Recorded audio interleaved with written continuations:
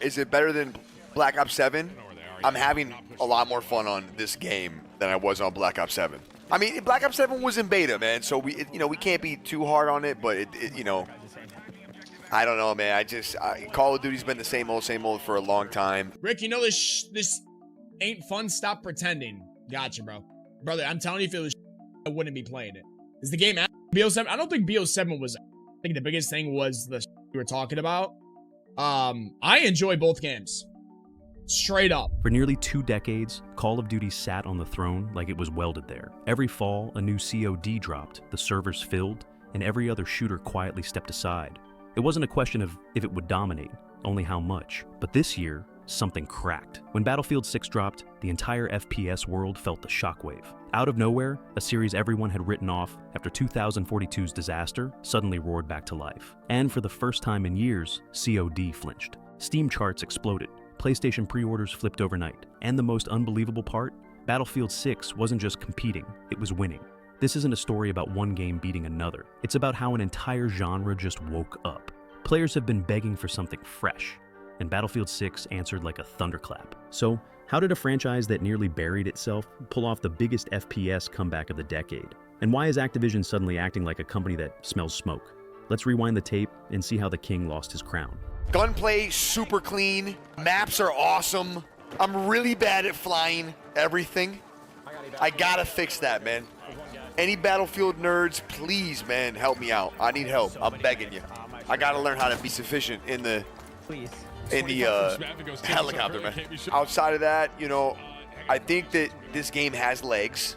Really curious to see what the BR is going to be all about, but that's not until late October. So we're kind of chilling there. To understand why this moment feels so wild, you have to remember how long Call of Duty ruled unchecked. Every November, the same ritual. Global marketing blitz, record sales, servers straining under millions of players. COD didn't just lead, it defined the genre. Competitors came and went. Titanfall, loved but short-lived. Battlefield 1, beautiful but niche. Battlefield 2042, let's not even talk about that launch. By 2022, most players assumed COD was unbeatable. Activision had the money, the timing, the brand loyalty. Even when fans complained about microtransactions, skill-based matchmaking, or recycled maps, they still logged in. The series had become gaming's comfort food, predictable, filling, and a little stale. And that's exactly why the audience was ready to snap. The franchise that once innovated had turned into a yearly checklist. Every reveal felt the same. Every beta followed the same script. You could almost predict the tweets before they were posted. Meanwhile, the rest of the shooter world was starving for something different. Gamers wanted massive battles again, destruction that mattered, teamwork that wasn't just a background feature. They missed that raw, unpredictable chaos that only Battlefield used to deliver. So when DICE went dark after 2042, everyone assumed they were done. The memes wrote themselves. Battlefield's dead. COD won. EA should pull the plug. And then, out of absolute nowhere, the silence broke. The first trailers looked good, but nobody expected this. When Battlefield 6 hit early access, servers melted. Within hours, Steam alone showed 747,000 concurrent players. Let that sink in. That's not worldwide, not all consoles combined. Just Steam. The next day it was still over 600,000. Those are ridiculous numbers for any modern shooter, let alone a series that everyone had buried 2 years earlier. Players jumped in expecting curiosity. They left calling it a redemption arc, and then came the maps, especially Manhattan Bridge. When people realized how closely it matched real-world New York, screenshots went viral. Side-by-side comparisons looked like photos from the same camera. Streams filled with locals saying, "Yo, that's literally my subway entrance." DICE had done something that every shooter talks about but rarely nails. Authenticity. The city felt alive before the fighting started, and looked like a cratered war zone by the end. It wasn't just graphics, it was storytelling through destruction. To really grasp how shocking Battlefield 6's success is, you need to remember where DICE came from. 2042 wasn't just a bad launch, it was a punchline. Broken servers, empty lobbies, angry Reddit threads, the works. Most dev teams never recover from that. But DICE didn't rage quit. They went silent, regrouped, and rebuilt. For nearly 2 years, updates trickled in while the studio reevaluated everything. Mechanics, netcode, even leadership. Insiders said the new philosophy was simple. Earn back trust by doing the basics perfectly. And it worked. When Battlefield 6 arrived, it felt handcrafted, not corporate. Movement was smoother, gunplay tighter, destruction smarter. The UI finally respected players' time instead of burying them in menus. This wasn't a sequel.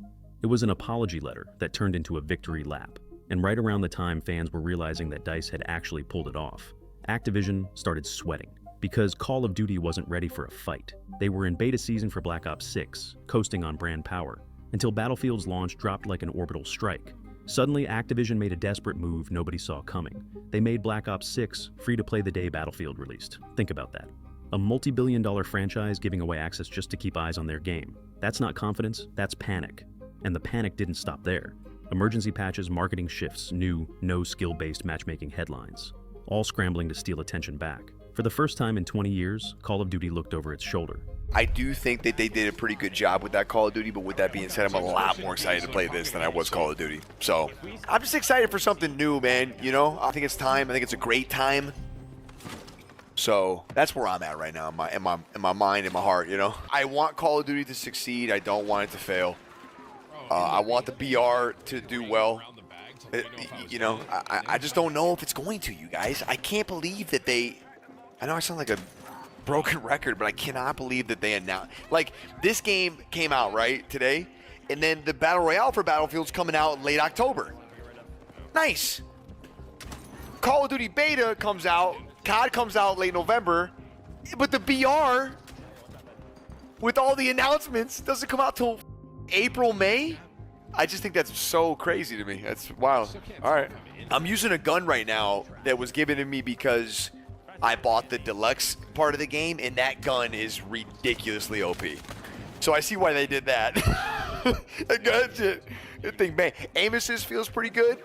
Not gonna lie. Got to mess around with it a little bit more, but we'll go from there. You know, Tim's fat. True. You can definitely throw that one in there. It always fits. Inside Activision's offices, the mood went from calm confidence to full-on scramble mode almost overnight. The day Battlefield 6 went live, Black Ops 6 suddenly became free to play for the weekend. That wasn't generosity, that was damage control.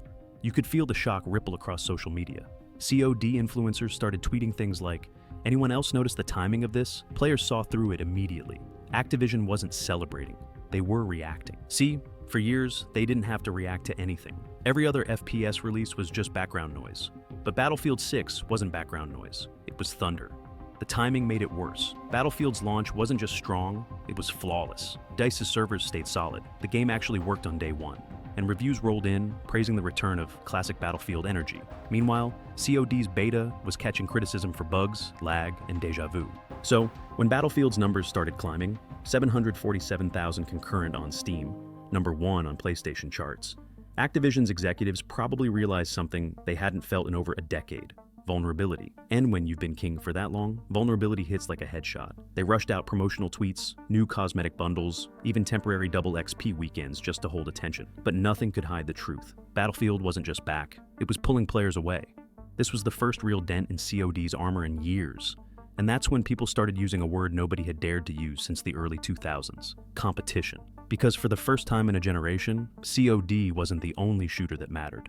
For nearly 20 years, Call of Duty's monopoly over the FPS genre felt like a law of nature. Every time another shooter tried to step up, the story ended the same way. COD dominated the charts, the rival faded, and everyone moved on. But Battlefield 6 broke that cycle.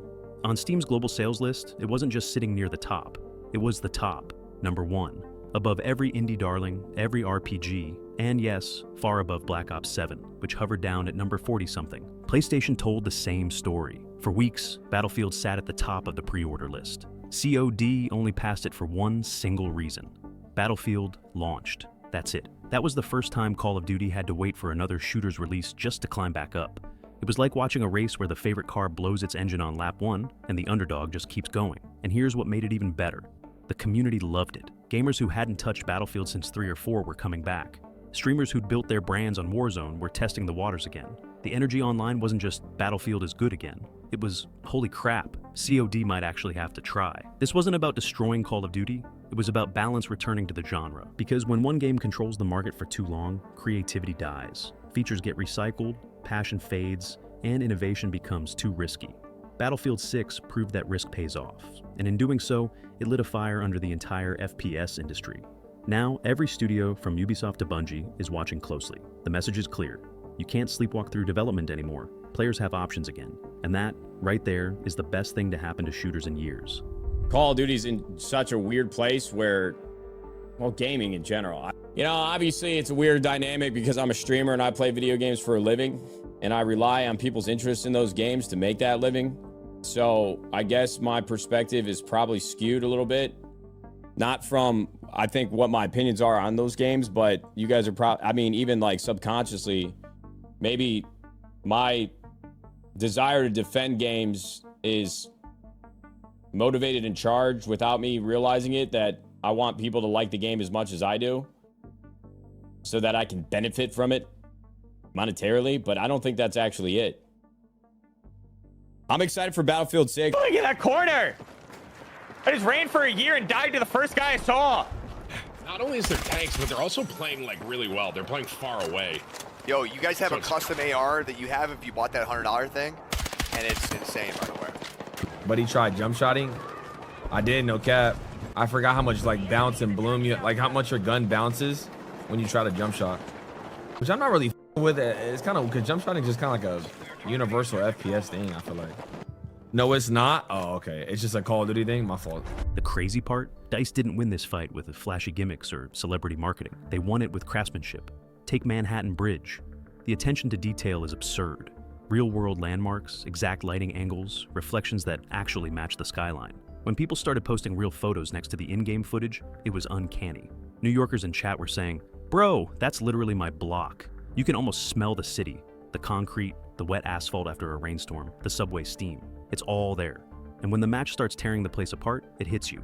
This isn't just destruction for spectacle. It's destruction that tells a story. Buildings crumble where firefights were hottest. Roads scar with tank tracks.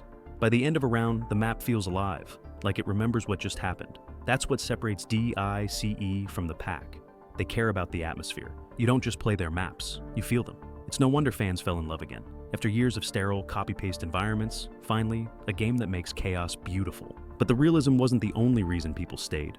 The secret sauce was deeper, in the design philosophy itself. Because Battlefield 6 isn't just a shooter, it's a statement. Battlefield beta was the best beta I have ever played, ever. And they set the bar really high, just as far as like how smoothly a beta can go, how much you could be hyped up for a game. Even their event was way better than Call of Duty Next. And like at most, Battlefield 6 maybe had some server issues at one point, but like it was fixed pretty quickly in my opinion. And I think they made it very apparent that they just do not care anymore. Like every now and then they'll put out these updates to Twitter and everything saying like, oh, this is coming, new anti-cheat, blah, blah, blah. It's almost just like they just don't care at all anymore. This beta, in my opinion, sucks. Now, one of the reasons I do think it sucks is because I think this game should have been last year's BO6 game. This should have been that game. In my personal opinion, the future stuff I could give or take. I think it's some parts on the maps are just like a little too futuristic.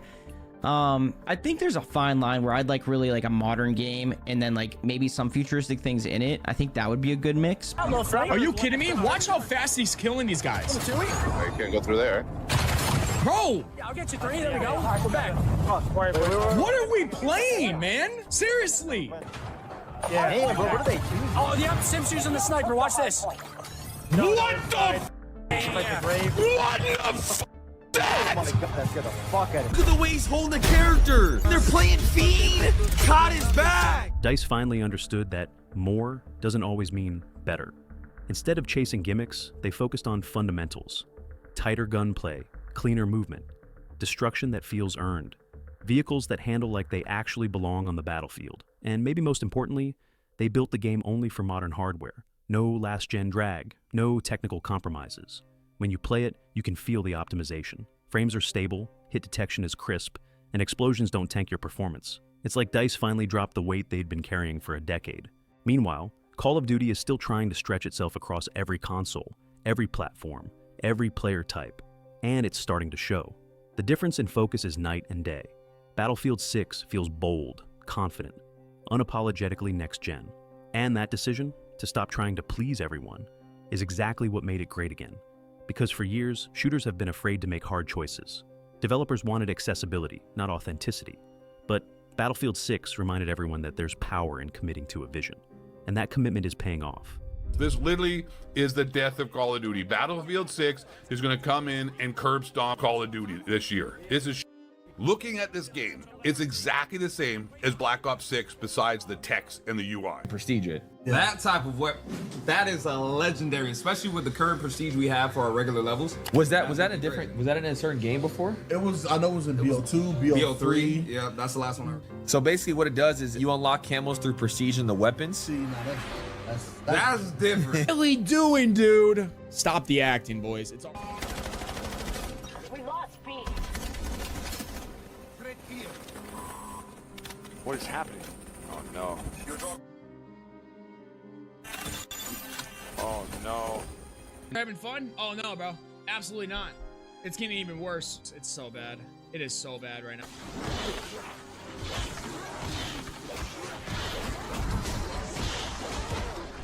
Rally on me with the revive.